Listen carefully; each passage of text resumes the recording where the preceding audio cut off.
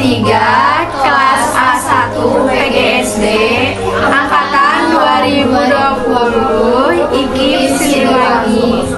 Di video kali ini kami akan mengunjungi salah satu museum yang ada di Bandung, yaitu Museum Mandala Wangsit Siliwangi. Jadi tujuan kami mengunjungi museum ini yaitu untuk mengetahui sejarah perjuangan bangsa Indonesia melawan penjajah di masa lalu yang terjadi di kawasan Pulau Jawa. Untuk lebih jelasnya, tonton terus ya video ini sampai habis. Dadah!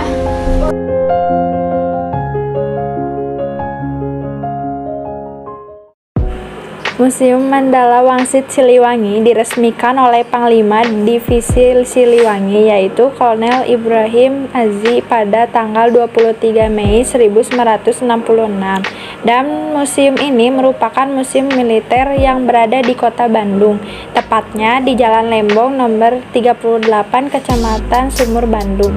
Nama jalan ini diambil dari nama Letkol Lembong yang merupakan salah satu prajurit Siliwangi yang menjadi korban dalam peristiwa kudeta Angkatan Perang Ratu Adil atau biasa disingkat APRA. Dahulu tempat ini pernah dijadikan markas militer dan menjadi sasaran utama serangan APRA di bawah pimpinan Kapten Raymond Westerling. Namun sekarang tempat ini menjadi tempat penyimpanan koleksi sisa-sisa perjuangan tentara di masa penjajahan. Terdapat koleksi aneka jenis senjata tradisional seperti kujang, kelewang, pedang bambu, keris, dan masih banyak lagi jenis senjata tradisional lainnya. Selain itu, ada juga aneka senjata api dengan berbagai ukuran yang digunakan dalam masa peperangan. Bangunan ini berdiri di atas tanah seluas 4.176 meter persegi dengan luas bangunannya 1.674 meter persegi. Dalam museum ini terdapat ruang-ruang yang terpisah yang telah dikelompokkan berdasarkan masing-masing kisah peperangannya. Yang pertama ada koleksi senjata tradisional. Di antaranya terdapat kujang Pajajaran dan ujung tombak. Senjata-senjata ini dipergunakan oleh rakyat Indonesia dalam perang melawan penjajah. Walaupun senjata yang digunakan cukup sederhana, tetapi senjata ini mampu menumpaskan para penjajah. Terdapat juga alat tebus yang digunakan untuk ilmu kebal. Selain senjata tradisional, di sini juga terdapat beberapa jenis senjata api yang telah direbut oleh rakyat Indonesia dari tangan penjajah, yang kemudian dijadikan senjata oleh rakyat Indonesia. Selain koleksi senjata, di ruangan pertama ini juga terdapat beduk si Mawarame yang digunakan pada tahun 1918 di pesantren Kiai Haji Hasan Arif di Cimareme, Garut, dan kentongan yang digunakan oleh rakyat Indonesia pada zaman dulu sebagai alat komunikasi yang di setiap pukulannya mengandung arti tersendiri. Yang kedua, selain persenjataan, di sini juga terdapat lukisan-lukisan bersejarah. Di antaranya ada lukisan yang menceritakan Kiai Haji Zainal Mustafa yang merupakan pemimpin di sebuah pesantren yang berada di Singaparna, Tasikmalaya. Beliau terlibat serta dalam pemberontakan terhadap pemerintahan Jepang. Dan terdapat juga lukisan Bandung Lautan Api, yaitu sebuah peristiwa yang membumi hanguskan kota Bandung pada tanggal 23 Maret 1946. Hal ini terjadi karena pencegah tentara sekutu untuk dapat menggunakan kota Bandung sebagai markas strategis militer. Yang ketiga, di dalam museum ini juga terdapat benda-benda bersejarah yang dipergunakan pada masa detik-detik proklamasi di tahun 1945. Di antaranya terdapat meja makan, kursi, teko, dan cangkir yang pernah digunakan pada tanggal 16 Agustus 1945 oleh Bung Karno dan Bung Hatta di Rengas Dengklok dalam rangka menyusun teks proklamasi untuk persiapan proklamasi kemerdekaan Indonesia pada tanggal 17 Agustus 1945.